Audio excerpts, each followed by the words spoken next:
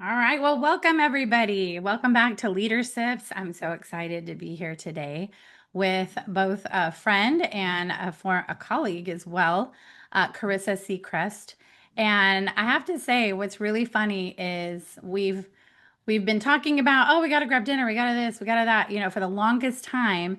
And then she posted something on LinkedIn recently, and I was like, all right, we got to jump on the microphone. Forget the dinner. We'll do that later. We got to jump on a mic and we've got to talk about what she posted. But before I get to that, I did want to introduce her because she is a communications and content strategist with a passion for the intersection of corporate culture, mental health, and human connection. Can I get an amen? We need all those things right now. Over the course of her career, I mean, she has worked at so many large global organizations from food and beverage and entertainment and has learned that really thoughtful, very clear communication is not just about delivering the messages, right? Anybody can do that. It's about supporting people, it's about building trust, and it's about creating healthier work environments. She is very interested and very savvy in psychology and mental well being, especially how we show up in the workplace. And I think, again, we need this now more than ever with so many generations in the workplace and so many differentiations of those generations. And so, from navigating change to finding balance in high pressure environments, Carissa believes that mental health and corporate success go completely hand in hand. And she also is in, for those of you who are Myers-Briggs fans out there, I am, I think I still am an ESTJ or ESNJ. It's been a long time since I've taken it, but she is an INFJ and loves exploring those types of frameworks because they are important tools to help us better understand ourselves. She's also a proud Francophile. Oh, très bien. While learning French currently, on peut. Je parle un peu français, but that's it. That's you got the best of me right there. And also loves a good true crime series or a long workout to recharge. So I really do need to get the workout part on. But I have to say about the true crime thing, the way I know Chris is through a mutual friend, Kat Oliver, and she's also a true crime kind of lady. And so I haven't been able to get into the true crime stuff. It kind of freaks me out a little bit, but I love fake crime stories. So anyway, I just want to say welcome, welcome, Carissa. Thank you so much for being here today and sipping with me this morning. Thanks. It's great to be here. I'm excited to, chat about, all the things and yeah, let's get into it. Awesome. Well, as I promised, I wanted to actually start by reading the LinkedIn post that you did just, I think it was less than a week ago. And look at us just, timely jumping on a mic together, which is amazing.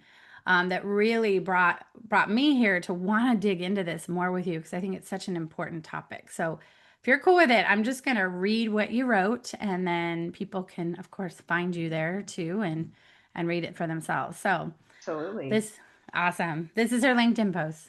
I said something in a meeting once that I immediately wish I could take back. Someone made a comment and the response came out too fast, sharper than I meant, and I realized it right away. I thought about that moment for a long time afterwards, not with shame, but with curiosity. How different would things have been if I had paused for a second? Probably a lot different.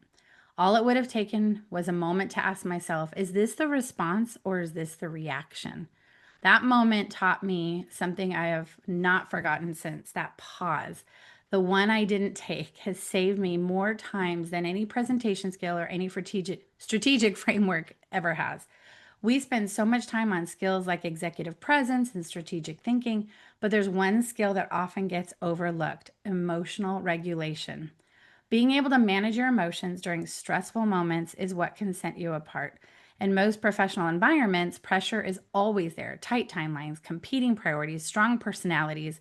When emotions run high, it is easy to lose clarity. But when someone can pause before reacting or stay steady when the tension rises, they showcase a level of maturity.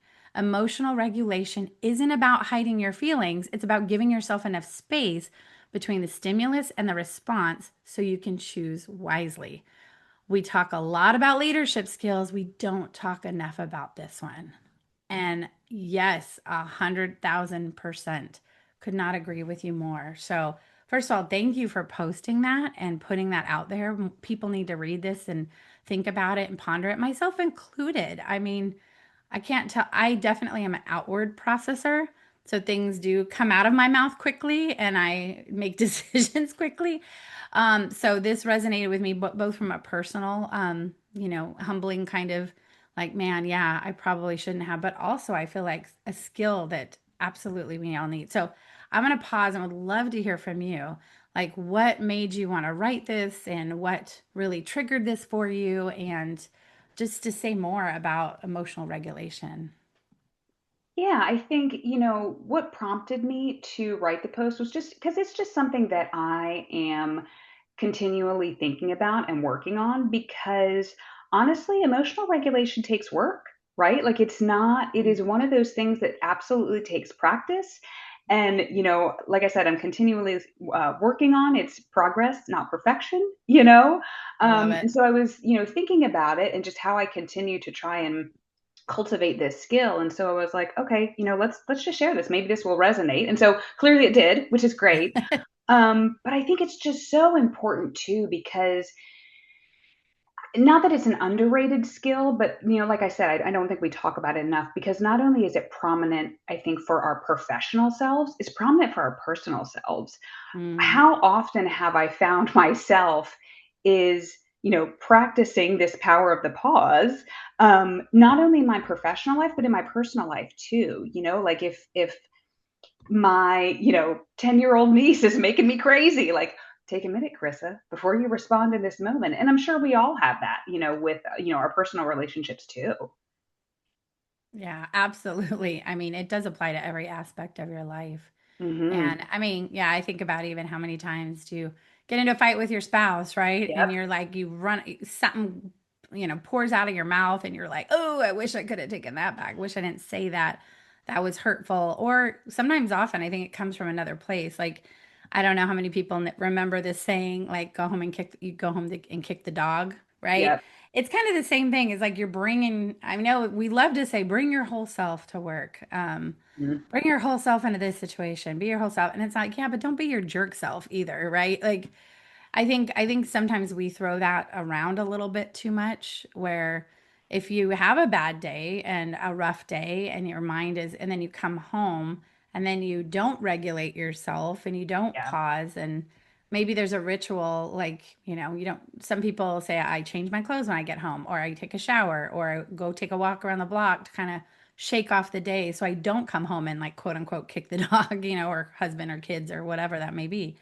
So, I mean, I think this notion has been around a while, but why do you think it's so much harder nowadays? Or at least I feel like it's harder nowadays, or people struggle with this more nowadays. Yeah, I think so. Absolutely agree with you. But I think before I answer that, I think what I want to touch on is what you said about um, just being able to it's not necessarily a suppression of your emotions, or we do want people to Mhm. bring their whole selves to work, but it's about being measured sometimes in your responses, and bringing your whole self um, also means still having a level of professional decorum, right? Yeah. And I think sometimes I think for nowadays, it's so much harder because one of the two extremes is honestly, it's easy.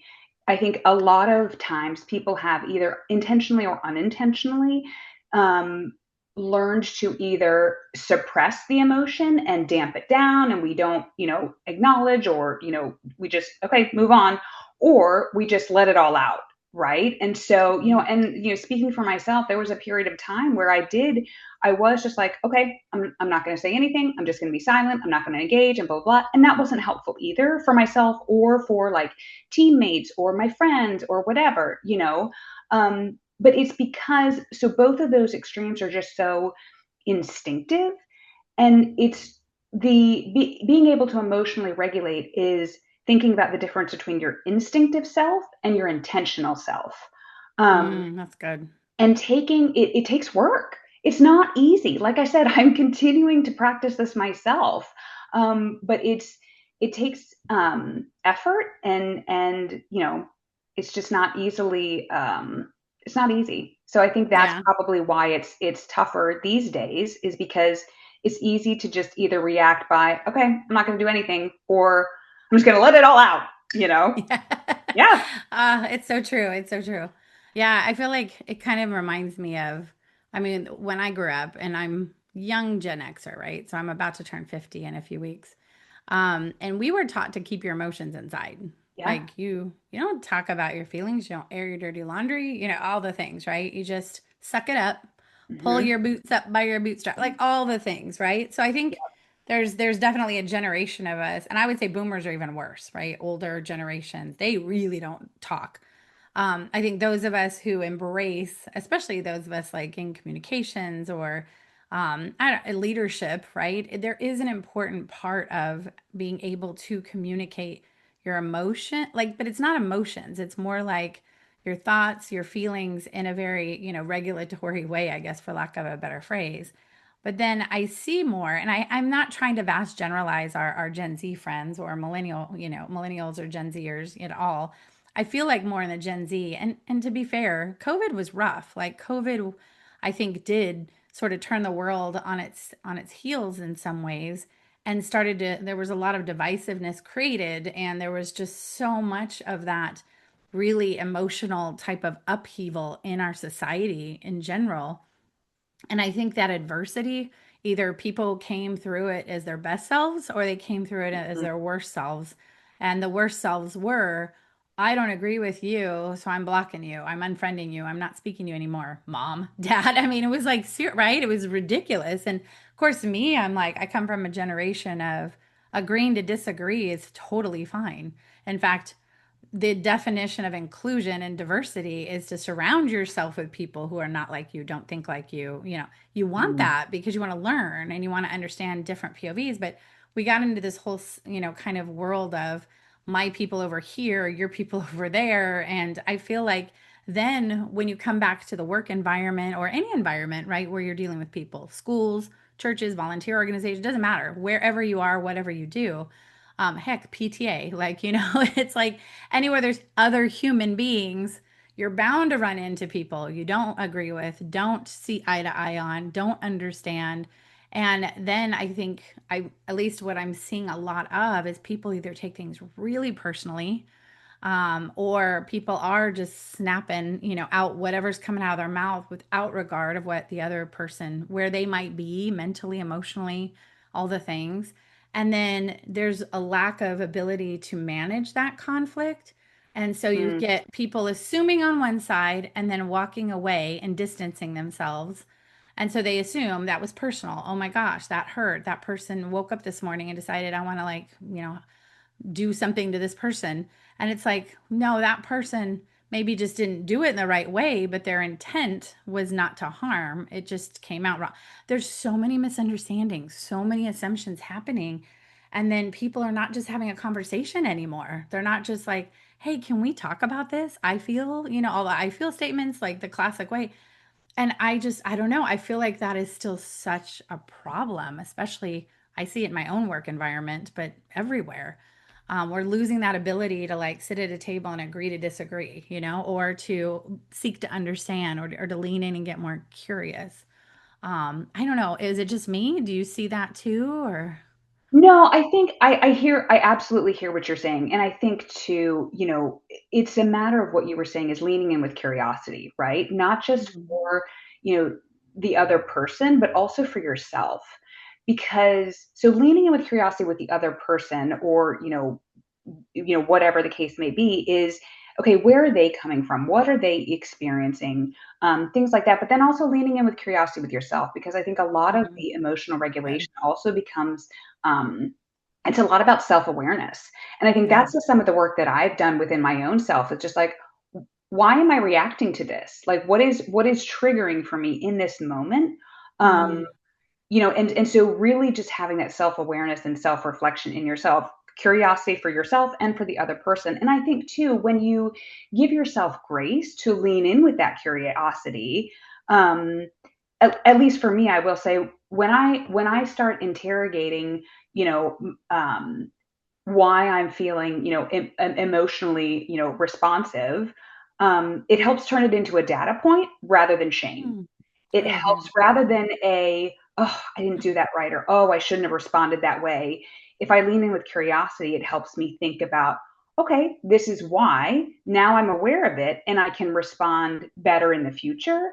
I think also too what you had said versus the intent, that also is kind of like adjacent to the curiosity piece, is thinking about your intent behind, maybe of what you are trying to communicate in that moment, and why. Again, going back to the power of the pause, in the example that I shared in my LinkedIn post, it was, I remember the moment, and it was unfortunate because my intentions were good. I was in the moment, like, we were in a meeting with, it was like a project update or something like that. My peer was presenting on the work and, the process, and there was something that was kind of misrepresented a little bit, just because of a misunderstanding. It wasn't, intentional at all on this other person. And so I, in an effort to want to make sure that the entire cross-functional team was aligned, I jumped in and said, well, actually, that's not accurate, or actually, that's not incorrect.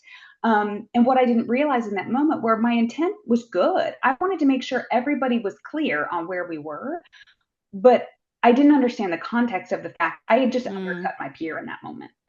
And so that's not what was good about that. My intent was good. So it's also separating. The pause helps you also differentiate between your intent versus your impact in that moment. that is so good. That is so good. And that's so true because you really hit on two really key things there. It can both, and I know I'm definitely guilty of this. And again, no shame, but it's recognizing what you can be better about, what you can grow in, right? It's a leadership Yep. skill. But you hit on those two things that are so interesting because two things are going on. One is you were probably leaning into it's the information and the team alignment as Hmm. opposed to there's a person that was presenting the content and information and their butts on the line for lack of a better way, and they're the ones like up there delivering the message. So it's Yep. like, of course you were like, oh no, I want to make sure everyone understands that this is what it is actually content wise. I didn't mean to make the person presenting feel less than. Yeah. But that's so easy. I think we probably all do that all the time. And that's, that's I think almost it's a natural, normal human response. However, yes, there's if you pause and frame it up in a different way, you can both can be true in the sense of I'm going to save face for the person presenting, but also make sure that some information might get out there. Yep. Yeah. What do you think if you went back in time, revisited that? What do you think a better way to handle that would have been? Now that I've sat with it for a while, and I've been able to, and I, like I said, in my post, I thought about it for a while after that. I think what I would have done is truly just paused, like, um, not because, think about, again, like I said, what my reaction was going to be versus what my response should have been. Mm, Not letting my reaction, which is very emotion led, versus my response wanted to be intentional and make sure the group was aligned. I think I would have just, again, taken 2 seconds, 2 seconds to pause, think about it. I maybe probably would have asked a question like, hey, mm. well, what about this, to help us clarify and maybe all of us get to this same answer rather than just jumping in and inadvertently sounding accusatory. Yeah, that's good. There's questions are powerful, I think, in that way. Mhm. And Mhm. but you do have to be intentional to ask them. Yes. Yeah, I definitely I know. I think it's the emotional piece too. Like so much else is at play usually in those moments as well. Especially if you're right, like it's not just that thing in that moment, Well, right? that's it, and that's, I think, too, why it comes back to this self-awareness of, okay, what is really triggering me in this moment? There was a period of time where, and I think also kind of maybe what started me down some of this path too of like the self-reflection was I noticed myself sometimes in situations where I wanted to jump in without pausing, um, because I wanted to be seen. I either wanted my work to be recognized, or I wanted my team to be recognized, or whatever the case could be. And so doing that work to just stop and also think about, okay, why do I feel the need? Why am I feeling this way? Why is my chest getting tight? Why is my heartbeat quickening? Like what is triggering for me in this moment? Um, Mm, and I think too, going back to what you said about just like the workplace and the different generations, I think this is a tough skill. Like I said, it takes practice. And I think it's challenging from a leader perspective because so many times, in either my experience or talking to my peers or things like that, it's one of those things where sometimes it's twofold, right? When it's done well, when emotional regulation is done well, unless you're attuned to it, you don't always notice it. Um, mm, but there are you don't notice it overtly, I guess I'd say, because there are some times where something will happen or whatnot, and I'll be like, "Oh, that person responded well. If that were me, I would have flown off the handle." Or like we've all been in situations like that, right? yeah, So we definitely. notice it, but then I think we don't always put two and two together. Of we just think, "Oh, that person must be really easygoing, or they handled that well." We don't think about the fact that they probably did work to make sure that they were emotionally regulating themselves. So I think what the challenge also becomes is that we don't talk about it enough because it's when it's done well, it's almost invisible. Mm, Um, and then two, from a leadership perspective, sometimes one could get feedback of oh, you need to learn to manage your emotions better, or you need to learn to calm down, or you need to think before you speak. And this is personally and professionally, to be clear. And so it's also sometimes thinking about, okay, great. Well, what does that mean? Like, how do I navigate that? Okay, okay, great.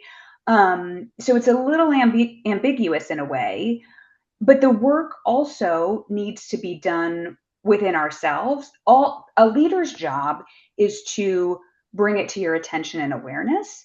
And like with a lot of like skills, in the workplace, the leader's job is to bring it to your attention, and it is the individual's job to actually do the work.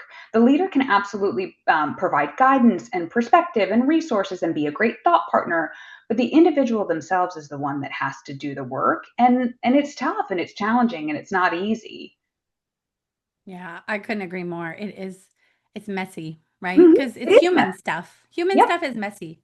It's Yep. like, and I know I've said this 100 times on my podcast, but I think it's always, soft skills is such a pet peeve of mine. It's Yeah. like, no, no, these are like really hard skills. Yeah. Sorry, my tech friends and everybody else. Like, there's actually like formulas for, or codes or things that like if I do this, I do that, right?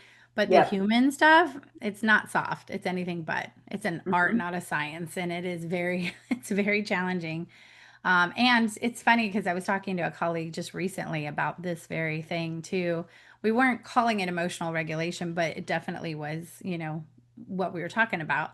And somebody on our team and somebody on her team, they don't see eye to eye on something, and then they come and they run and we call it get mom and mom or whatever and try to solve it for them. And this happens frequently, I feel like, in the work environment or any environment. It's like, well, you're my leader, go fix it. Or that person did X to me Mm. or whatever. And it's like, no. And I know there are leaders out there that mama bear. I call it mama bearing. They mama bear their kids too much and their leader, their people too much. And then they're not teaching them how to go deal with something. And I know, don't get me wrong, I'll caveat it in saying sometimes there is escalation where you got to get involved and have to mediate and do that. I get it. There are moments, but some of the day to day misunderstandings, or that person called me out in a meeting, like had these little outbursts, or I didn't feel good about that, or, that person left me off of an email. It's like, okay, well, did you ask them? Did you talk to them? Did you say, hey, I noticed you sent an email and I'm sure it was inadvertent or accident, like giving them the benefit of the doubt? Because 99% of the time, it is like a typo, an accident, oops, I'm sorry. It's not an Mhm. intentional, but people take it so personally. Um, I mean, so I am a big believer in as a leader of leaders, like they need to go and have those conversations with their peers and teammates. And I always tell my team, go human to human it. Go talk like Yes. get the titles and the jobs and all that out of here and just go have a human to human conversation with them and let them know like this is how I feel, this is how I perceived it, and lean into curiosity, ask questions don't assume because, Hmm. the old saying, assuming makes an ass out of you and me. I mean, it's true, right? Like, I feel like there's this great book. I haven't read it in years. I probably should go back and reread it called The Four Agreements. Oh, And it's really good. It's like literally four things. And one of the key agreements is never assume, never make assumptions, never go and find out, go ask questions, go, like lean in, get curious. Because again, and I know a mentor of mine told me years ago, it's like no, that nobody wakes up in the morning and thinks, oh, how can I destroy Carlin's day? Like nobody. I mean, the very rare, mega villains or something might, I guess, do that, but come yep. on. Like most of the time it's not that. People are too absorbed with themselves to worry so much about what you have going on and others having going on, right? It's human nature with them. What's in it for me, right? Mm, So I feel like sometimes we blame like other people for creating the emotion in us when it's really our reaction that we need to. I love what you said in your post too, like response versus reaction, because a reaction is from an emotional place, right? Tears, anger, frustration, all the disgust, whatever. Like, I mean, it's Inside Out, right? The movie, basically, yep. all those things, coming out, anxiety, like that's emotional response, reactions, as opposed to responding to something where Yes. you've regulated yourself to put it into a professional way or like taking the emotion out of it, objectively being able to have that conversation. But Absolutely. And I think in addition to that, it is being able to have that objective conversation. And going back to what you said, it's not about mm, necessarily suppressing it. It's just being able mm, to have a calculated response because you can still, your emotion can, it just has to be measured. Right. So if you mm, can still say in a very professional way, hey, I'm having frustration with this timeline blah blah blah blah blah, or hey, I'm thinking about blah blah blah blah blah. You know, so it's not like again, it's not about discounting the emotion. It's just about responding in a way that is going to move the conversation forward. Because that's also it too. If you are not measured or calculated in your response, it sometimes can make things escalate. And all of a mm. sudden, you're solving for the tone or what was said rather than the actual problem that you're trying to address. Oh, You well know? said. Well said. 100%. You're so right. Mhm. It's amazing. You totally then in that moment, and you've created like a new problem, Yes, right? exactly. Like Because there now was you've this, created interpersonal tension. yes, yes. And then usually there's a ripple effect, sadly, Yes. from what if you're on a team anywhere. Did you hear about this? Did you see this? Uh-huh. The tea ensues and spills out Yes. everywhere Yes. over what was like probably a silly, like could have taken two sentences, had we not allowed the emotion to get us in the time. And Yep. yeah, that pause is good. Yeah. I don't I know, like also, yeah. I'm sorry. Go ahead. no, no, no, go ahead. I No. want to hear you. I'm gonna sip. Well, I was just going to go back to what you Mm, said. First of all, I like what you said about, talking to your team about like human to human, like, because that's so important. And I think that's exactly the work of, you as a leader need to be doing, right? Is to kind of coach and guide and help, your team figure out the solutions on their own. Again, it's going back to you can't do that work for them, nor mm, should you. But you can say, hey, have you thought about this? Go have that human to human conversation. I think also, too, um, I had a leader one time, and I am not a parent, but he was sharing about how he reads a lot of parenting books, and there was a book that he read that was talking about how being able to teach your children how to suffer, rather than just taking yeah, their pain away. And so I know children are different than like direct reports, but it's kind of the same concept, is right, is totally. teaching them to how do you suffer well, how do you navigate this moment with professionalism, with grace, because that's going to help you grow. And guess what? It's flipping painful sometimes. Growth is can be painful, but it's always worth it. Oh, well said. It's uncomfortable, It's right? It's uncomfortable. Yeah. yeah, but without it you don't learn. Hmm. And Hmm. I actually love that you equated it to parenting. I am not a parent of human children myself. I have two kitty cats who I love dearly. but I have lots of nieces and nephews. And Hmm. and I think, but we're human. We're just, I feel like chronologically we're just still big people. We were Yeah. little people once. And like I think people sometimes get hung up on it because kids are smart and resilient. And some of that I almost feel like we lose as we age. Like I don't know Mm, if it's societal norms or customs or whatever, it kind of beat it out of us. Like, no, don't say that. I'm like, actually, some unfiltered kid stuff might have been a good thing. I don't know why we beat it out of our kids to like not be direct and not say what's on their hearts and minds, you know. But again, it's the way, right? It's the yes. how. It's not the what necessarily. But I couldn't agree more. Like, you know, again, sitting on the sideline, but watching a lot of my friends and family members helicopter parent and like Mm, try to protect their kids so much. Again, it's the same thing I said about mama bearing your team in the workplace. It doesn't help. It doesn't help them build their resilience and adversity and ability to manage conflict, which yeah. and a big piece of that is emotional regulation, but not ignoring and avoiding because you Yes. can't. Life's messy and life is going to be adverse and things are not going to work out. And it's especially when you're on teams and in organizations of any kind, it's not always going to be your way and it's not always going to be what you like. And Yep. so, how do you navigate through that? Do you just go, "Oh, well, I'm out of here because I don't like 100% of everything." Then literally you're never going to have a job. You're never going to be able to find a good school. I mean, literally life is about all those individual people coming together and then figuring out how to be a community, a team, an org, etc., right? Yep. Absolutely. Yeah, they got it. I really do. I wish they would teach this in school. I mean, again, I'm a little older, but I look back and I feel like at least junior high and high school, like when you're getting formative about relationships, you know, I wish they Yeah. would teach conflict management and conflict leadership and all of these kinds of things in school. I mean, Some of I, those real life skills right? that, Yes, yes. yeah. I mean, even how to put a resume together. It's like I didn't Yes. learn any of that. No, So, didn't learn any of that. And guess what? I haven't used algebra once. So, like, right? I'm just saying. I do love those memes that you see that's like another day without using algebra, you know? Yes, It's like it's true. But you know what I could have used is resume writing or how to, conflict resolution class. Could have used that. absolutely. Or interviewing skills, Yes. networking skills, like Mm, but why do we wait for literally, I feel like it's the work environment because even college, they didn't have that kind of stuff.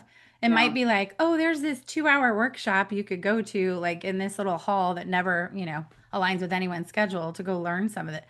It's not the same. And you got to build those skills when you're younger so it becomes muscle memory when you get older. Yep. Yeah. Absolutely. Yeah. So when you think about pausing, I have a friend that or coworker actually that likes to call it going, I need to go scream in the void. Yes. Yes. I love it. It makes me laugh and I think it's good. I think it's good. But what are some ways like the power of the pause? What are some ways that you would suggest or maybe ways that you've done it where that taking that pause, you know, whether it's in the moment or stepping away or whatever, like what are some ways to kind of get a handle, if you will, on your emotions in those moments? Suggestions like, Yeah. I mean, it's honestly, gosh, it's simple, but just because it's simple doesn't mean it's easy. well It's said, really just taking 2 seconds to take stock. And honestly, like you get better with it at time, with time, for honestly. sure. It's taking 2 seconds to just take a quick assessment of, okay, like normally what I do is, okay, what are my physical sensations? Ooh, like I said, my Mm, heart might be, escalating a little bit. My chest might be getting tight, like my cheeks might get a little flushed. Okay, so I'm taking stock of my physical sensation. And then I do a quick gut check of like, why am I triggered in this moment? Why am I feeling the need to come off mute? Why am I feeling the need to jump in, real quick? Why do I want to be heard in this particular moment? And then thinking about those things. But and some of that happens after the fact, right? Is just really taking that reflection, um and that, doing that work to be self-aware. But in the moment is about taking that 2 second pause, buying yourself some of that time before you jump in. Like I said, maybe asking a clarifying question, or, listening a little bit longer before you choose to jump in, just kind of not letting your emotion hijack the outcome. Mm. Gosh, that is great advice. It's so true. The triggering in the moment is interesting. I'll be honest, a couple weeks ago, I had, I wasn't proud of it. I had a little bit of an emotional reaction Mm-hmm. to a change that my leadership wanted to make. And yeah, all the physical sensations you were talking about came up quick. The butterflies in the stomach, the heart racing, everything, like the biofeedback my body was giving me. It was like, oh, I don't Yes. like this, right? Mm-hmm. We don't pay attention enough to that. And then I think because I felt like I had to react in the moment immediately to something. And then what's funny is I used to think I wasn't a digester, and I feel like I kind of am a digester, and I think that's an okay thing. And I don't think we allow enough space for people to like, hey, we just dropped this big thought on you, project idea, change, whatever. It's okay if you want to take some time and sit with it and come back. So often, I think because leaders might have already been on those journeys much longer, and that change, and they've already sat with it. They've already like, oh yeah, I get it. This is it. So it's like, well, you're fine, right? Like we're in the moment, and it's like we forget, and I've done it too. We forget that this is the first time they might be hearing something or Mm-hmm. feelings are like in the moment. And then, so anyway, I digress. But like I remember feeling that just the emotion. And yes, I got a little bit emotional, which is rare for me. It takes a lot for me to like get the tears in the eyes and to get the choked up, like I can't talk. But I did. And I was really disappointed in myself. In fact, I didn't sleep for like almost 24 hours because I was like kicking myself because I'm like, what is wrong with you? Why am I overthinking this? And why did I make it all about me? And even though it impacted me for sure, but I quickly made it about me. And then after, I love to your point, after reflecting on the why was I triggered? I think it's because I had already been feeling like um, nobody cares about me or values or appreciates, like what I do and how much. And because I know I'm a workhorse, not a show horse when it comes to the work Mm-hmm. environment. Mm-hmm. And so I feel like I'm sort of this behind the curtain and will get forgotten type of person. And I hate that for both me and my team. Like, I hate that for us because it's like we work so hard, we do so much that keeps the lights on constantly and partnerships going, but it's not the sexy stuff that gets noticed, you Yeah. know? So it's like, after reflecting, I'm like, oh, that's why I had such a reaction because I felt like this was going to further that problem as opposed to solve for. Yep. And of course, my leaders are like, no, this I think this would help that. But I was struggling in that moment because I was so emotional at the change or the reaction to it that it didn't help me see. So anyway, and sometimes too, I think we react when it's something that like I think when it could, when something's presented to you, it's okay to ask questions as opposed to have a reaction. I should have Yes. asked more questions. I should have leaned into that while I was getting my emotions like under control. Yep. So it is amazing how like afterward, of course, hindsight's always 2020. So when you look back, but this is the kind of stuff that I go, all right, I'm learning from this. There was clearly a lot more going on with me than even I wanted to acknowledge. Mm-hmm. And then it was like it all bubbled up in that moment. I'm like, dang, But So I think that's I think you touched on two very powerful things. One of them being the fact that what you responded to in that moment maybe wasn't even necessarily the information that you had just been given. It was what you had been feeling leading up to that moment. mm, Like, and that maybe that, like you said, had maybe been bubbling for weeks. But now that you've leaned in with curiosity and now you can help think about how you want to handle that in the future. So I think that was really powerful. But I also think what was really powerful is what you said is I do think sometimes as leaders, information has been, given. And to your point, they've had a chance to sit and process with it. And so sometimes when that information is delivered or disseminated, it's like you said, you're good, right? Great, moving on. And I think there's a responsibility for both parties there because, speaking for myself, I have been very clear with my leader, like I'm a processor, just so you know, like I'm a processor. I need time to sit with things, blah, blah, blah. And my leader is wonderful. So that's my responsibility, is to say to my leader, I'm a processor. I might not have an initial thought or reaction or perspective or recommendation for you in the moment, regardless of the topic. I need to process it. So that's my responsibility, my leader's responsibility. And my leader does Good. a really great job of not forgetting about it, circling back in the moment. Like if hard news was delivered or whatnot, circling back, in a week, 2 weeks, whatever, and just saying, hey, just checking in. You good? Like how are you handling this? Anything you want to talk about? So I think there's a responsibility for both parties on that one. Yeah, well said. And I do have to give credit to both of my immediate leaders. They they were awesome and they did lean in and check on me and say, and Great. actually help. I was allowed to then influence the decision made and it ended up being different. And so yeah, I'm very appreciative of both of them because yeah, and allowed me to text and be myself and be real and be authentic for what I was processing myself. And so I do really appreciate that. Like I was very fortunate that they saw that, they get it, they understood, and then we were able to, take a step back and really say like let's talk through all of this and let's see maybe there's a different way, a better way, for the Yeah. greater good. That's Um great leadership. And I love that you were able to influence that, that information, decision, outcome, whatnot. That's wonderful.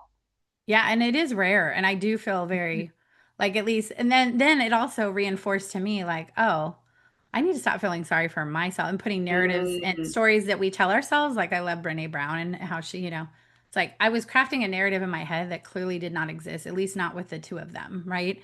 And so it was my own insecurities, my own assumptions, my own looking out there, assuming, there's things there that aren't. And it's your like, own oh, thinking traps. yes, yes. And it's always crazy like when I'm like I always tell my teams don't do this, right? And I'm being very vulnerable because I think it's important as a leader to be vulnerable because we're not perfect and we're all 100%. works in progress and like, John Maxwell says, the hardest person to lead is you. Like we're the Yes. hardest hands down the hardest person to lead is us because you got to work on you and you've got to be able to do that, before you lead others. So I feel like yeah, constant work in progress. What I try to do and what helps me in most situations is just remembering what's in my control versus what's not in my control. Yep. Right? So Absolutely. I feel like that is like the centrifuge, if you will, of emotional regulation is like we own our response, our reaction, both. We own both. We own that.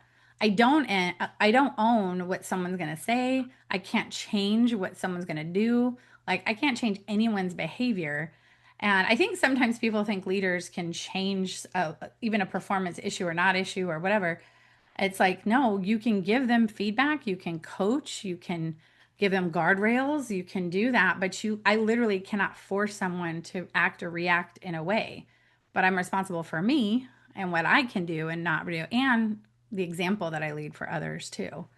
So That it's is tricky. so important and so well said. And you're absolutely right. Like it is a matter of what you can control versus you can't. Absolutely. I'm so glad you touched on that because yeah, you can't control what happens to you, just how you respond to it. Um, and I think that's the thing too, why it's, emotional regulation is so important is how you respond or react in those specific moments also helps, it can either help or hurt your brand, right? Yeah, And so for sure. it's just like no matter what you do, you're forming any type of a brand. How intentional are you being about the brand that you're performing, or the brand that you're, representing, your personal and your professional brand? Yeah. Oh my gosh, you're so right. It's interesting too as you think about that. I mean, I hate to bring up like, well, I don't hate to because I think it's true. Like the gender in the workplace plays out too Mm, here. hmm. So when you're in meetings, and I'm not saying this happens all the time, but I think sometimes if you are a strong female with a strong opinion, that when you say something, you can get labeled as like, oh, she's kind of bitchy, or, like what's going on with that? Versus, a male leader does and says the same thing. It's like, oh, he's decisive, knows what he wants. Like, all right, right, So I do think there is some of that that plays into it, but Hmm. but I don't think it's something we should like get hung up on. I still feel like, well, you need to be you in those moments, whatever that means. However, the professional version of you. I love what you said earlier. I feel like that whole bring your whole self, bring your authentic self, you know. It's like, yeah, but again, there is a level of, you know, regulating what you say and making sure you are being professional and right place, right time, Yes. and how you say something in a big forum versus maybe that's a better one-on-one conversation afterwards. You know, maybe there's a hallway conversation. Maybe you shouldn't put that in writing. You should pick up the phone because it's could be Hmm. conflict or misconstrued or tone. I always tell people, and I try to do this myself, if you have like more than like two back and forths and you're clearly not seeing eye to eye or understand, pick up the phone. Pick up the phone. Absolutely. That's a great rule. Oh Hmm. my goodness. Because it's painful sometimes to watch the back and forth. And I go, stop, please jump on a call, Yes. huddle, just huddle really quick and talk about it. Because then you're going to be able to hear tone. You're going to be able to see some body language, even if it's on Teams or Zoom. I mean, it doesn't matter. You still, this is way better than trying to read all of that in writing. Yep. So anyway, I think a long way to say like, we need to find that professional balance and not rest on, well, that's just who I am. That's just me. That's how I say things. Like, and I think we swung the pendulum way too far one way when we had that, you know, in the workplace kind of thing. And I do sense that organizations broadly are starting to go, let's come back to center. And as humans, we Yeah. suck at balance and moderation, right? It's like, let's Yep. come back to center on that. We want you to be you and feel good about who you are, but we also need to maintain a level of professionalism, decorum, customs, culture that's Yes. going to make everyone feel like that, you know, not just I get to be me. And then Hmm. because I get to be me means you probably don't get to be you, and you don't get to be you, and you don't get right. Yep. So we have to find compromises and find ways to balance with each other. I know, preaching the choir, but like I feel like this is such a thing that leaders we've got to lean into more, and we've got to Mhm. help teach and coach. So we don't have people going to their corners of the world and like not talking to each other and going, well, I don't like that person. I'm not going to work with them. It's like, gotta work with them. That's the job. You get a Yeah, you paycheck. don't have to like them, but you do have to Yeah, work with them. right. I know. I can't tell you how many times I've told people you don't have to go have a beer with them after work. Exactly. But you do have to like do this project with them or be in this meeting with them. Got to figure out a way to work. I didn't say you to like them, but it is Hmm. funny though. I feel like there is in some cultures there is that strong sense of the likability factor gets you Yeah. further than really your work and competencies, etc. But I don't feel like it's necessarily like, oh, because I like you. I mean, sometimes it is, let's be honest, that, oh, I like you and we have a personal relationship. Sometimes that gets blurred in the business world and it shouldn't, you know, if again, good leadership knows how to separate the two. But I think also there is a level of, well, that person's easier to work with. It may not even like be a like thing. It's just like they're a joy to work with because they're positive, they're optimistic, they're supportive, they're collaborative. They make me feel heard and seen. And Yeah. they're just like, oh, we can come up with compromises, we deal with our stuff and we move on. I mean, some of the people I actually enjoy working with most are not really even the most technically competent people, but they're willing to try. They're positive. They're eager to learn. They're eager to grow. And it's like, man, I'd rather hire for character, train for skill any day. You know, so they Yes. have integrity and they're for the greater good and for the team and all of that. So I think also motives play into some of this too, but we just have to be really careful, I think, about that. Like I like you, I don't like you. So if I don't like you, I might react differently to you. I mean, I see that play out too, where I feel like somebody says something and we know that person maybe don't get along or like each other. And then that's where the jabs start going in meetings, where it's like someone else could say the exact same thing in a meeting and that person would be like, oh, that's a great idea. Or, oh, no problem. You know, it's And I like think that maturity. absolutely, and I was just going to say that. I think that also comes with a level of professional and personal maturity is being able to separate the two. Okay, like Hmm. if this was any other person, would I be reacting? That's also work that I've done with myself Yeah. too, is thinking about, okay, if there was any other person saying this, would I have the same type of reaction? Would I have the same type of response? But I also Yes. think you touched on something that we actually haven't talked about that I think is also important. So many times we talk about emotional regulation and it's always, we assume it's a negative reaction. But we also need to Mm. emotionally regulate the positive, right? Again, speaking for Oh, myself, like great point. Great point. it's true. Like, as a people pleaser and an introvert, recovering people pleaser and a proud introvert, there was a period of my time of my life where I was like, I would overcommit to things, or I would, take on work that I shouldn't, or I would say yes when I really meant no, and so in sometimes in that period of my life is in an effort to not disappoint the other person and that people pleasing ways, I would respond that way, and it's like, well, then I just ended up disappointing them later, or when really if I would have taken a moment to taken that the power of the pause to be like, Chris, is this really something you should commit to? Is this really something that you want to, so there's that opposite end of the spectrum too. Oh my gosh, I'm so glad you brought that up. I just had all the things flying in my head because I'm actually dealing with this with myself at the moment where Hmm. yeah, recovering people pleaser, Yep. although I still feel like there's that, it's hard because our motives are in the right place, right? Again, Absolutely. our intent is right. I want to be there for people. I love to help. I love to serve. I very much for me, I have a servant heart. So like whether it's at church or whether it's in the workplace or friends or family or whatever. But yes, I love that you pointed on that is also an emotional regular setting boundaries Yes. is emotionally regulating because that can be really hard to do and you feel guilt and you feel shame or feel all those Mhm. things when in the reality I think we always assume that the person's going to be mad at us or they're going to well, all the things.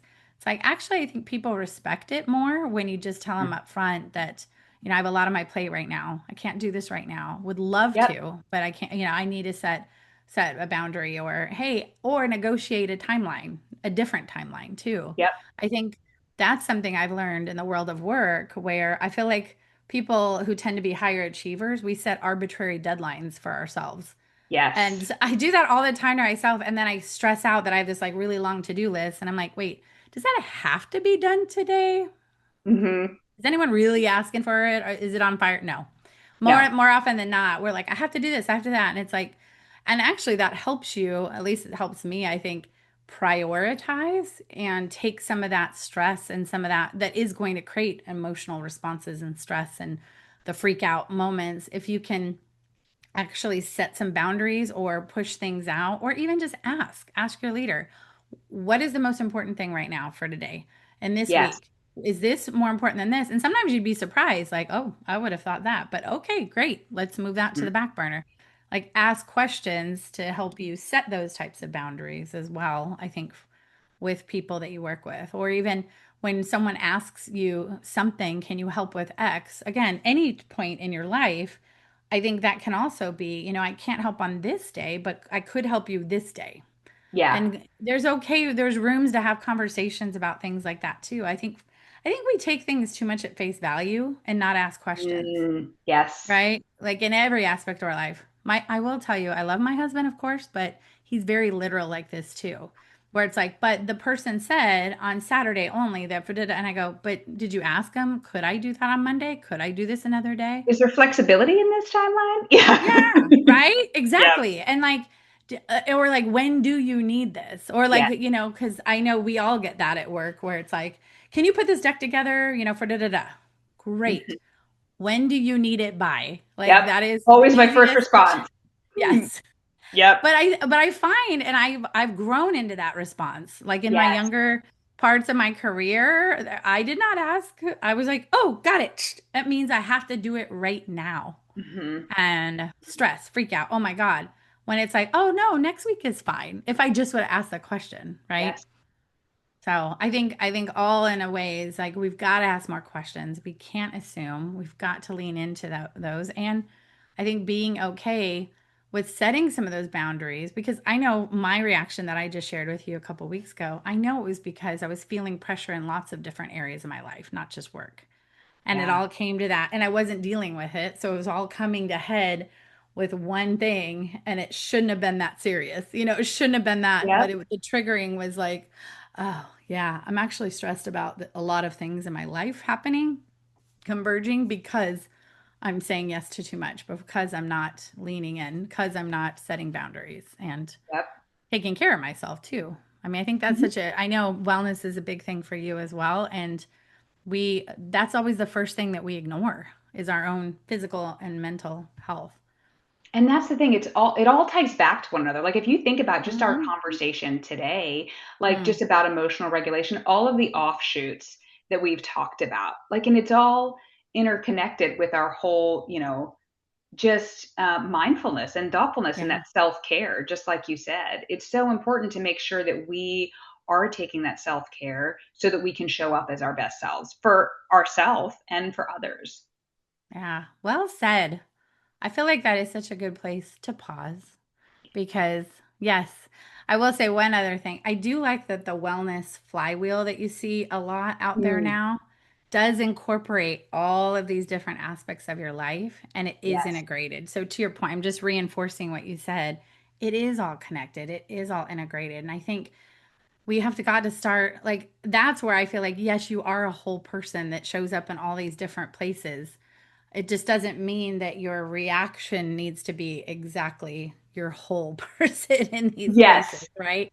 It's like we wear a lot of hats and we are still one human being and it is all connected. But again, making sure that we're regulating how we respond, how we react in those moments too, I think is just, it's so important as you think about like the financial, the spiritual, the physical, Mm. the mental, like all those aspects of well being, right? It's true. And I think you're right in that, like, like we said, it just needs to be regulated and maybe measured because I sometimes joke, with, friends and teammates and whatnot. It's just like, I assure you, you don't want my whole self. I don't even want my whole self sometimes because sometimes like I need to temper myself for myself. Um, yeah. Yes, So you're absolutely 100%. right. I think yeah. Yeah. Well, and if I didn't sleep well last night, chances are I'm a little crabbier today. Hmm. And that just that awareness alone of I didn't sleep well last night, so I'm probably going to be knowing me, I'm going to be a little shorter. I'm going to be a little crabbier. I might Yeah. be a little bit like, "Oh God, I don't have time for this. I'm tired." So Yeah. even just recognizing that physically I'm not in my, 100% or even close to 50% sometimes. So Hmm. probably should take that into consideration when I'm in Yes. tough meetings or having conversations as well too. So that kind of awareness I think is so important too. So true. Well, Krista, this has been amazing talking to you today. I feel like we could talk Yes. all day long We really about, could. We really could. honestly, so many topics. Yes. Please tell me you'll come back. We'll do this again. We'll Let's have do to it. like do this again. But in between, we are going to go get dinner. We're going to go have drinks. We're going to go have a good time. 100%. But I just really appreciate all your wisdom, your knowledge, and definitely keep posting. Oh, how can people get in touch with you? I assume Oh, you're, yeah. Absolutely. I'm on LinkedIn. Just look up Carissa Sechrist. That's me. And then also my website. You can head to my website. I have my blog that just the ramblings of a communicator over here. Just CarissaSechrist.com. So yeah, that's where you can find me. I love it. Well, and I'll definitely make sure I put that in the description too, so people can contact you. And I love your ramblings, your quote unquote ramblings. Great. They'll Please keep keep it. coming. Yes. Well, I think it's so important. I mean, you're putting so much great knowledge and wisdom out there. And I think that is the power of blogging and social Mm. media and wanting to just help others based on our own experiences too. So I just thank you for that. Thank you for making time so quickly with me and sipping with me. Speaking of sipping, what you sipping? What do you got in that? Well, listen, I'm a coffee gal. If I'm not, chugging the water, beverage goblin over here. If I'm not chugging my water, I am chugging coffee. So that's my go-to beverage. I usually there's not a day that I go without my wonderful cup of coffee. So I love it. It's like the but first coffee, right? absolutely, absolutely. Before anything, coffee. Nice. Yes. Before you people, coffee. Yes, yes. So how do you like your coffee? What's your favorite coffee? Like, Black cream, sugar, lattes, No, whatever. well, my go-to is literally just in the mornings. Mm. I'll have, a cup of coffee with, either a splash of half and half or a splash of oat milk. And if I'm going to treat myself, I travel on down to Starbucks and grab my vanilla sweet cream nitro cold brew. It's just Oh, smooth. The nitro makes it so smooth, but then the vanilla sweet cream is just that touch of sweetness. mm, That's my go-to Starbucks I love order. it. I Hmm. love it. I like that. Yeah, I'm a black coffee gal, especially in the morning. Really? I Oh can't do yeah. black. I can't do Yeah. straight black. I can't do it. It's too Yeah. much for And me. like really strong. Ooh. I like it Yeah. strong. I just need a little touch to go with it. It's all good. It's Yeah. all no, the nitro. I'm a fan of that too, and I do love like because I'm not a sweet coffee drinker, but a little lavender foam, little ube foam, little Ooh. vanilla foam. Mm. Oh, just a little with the nitro is like a little dessert treat. You're right. It is. I So love to good. have it in the afternoon because it's just like that Hmm. lovely little afternoon sweet treat pick me up. Yes, Perfection. I love it. Ah, well, speaking of perfection, thank you again so much for being here today. Thank you so much for Appreciate inviting me. you. This was a fantastic conversation. I think the world of you. And so I really hope that your listeners just have enjoyed this conversation as much as I have. I know they will. Me too. So, Awesome. thanks, Krista. Thanks, Carlin.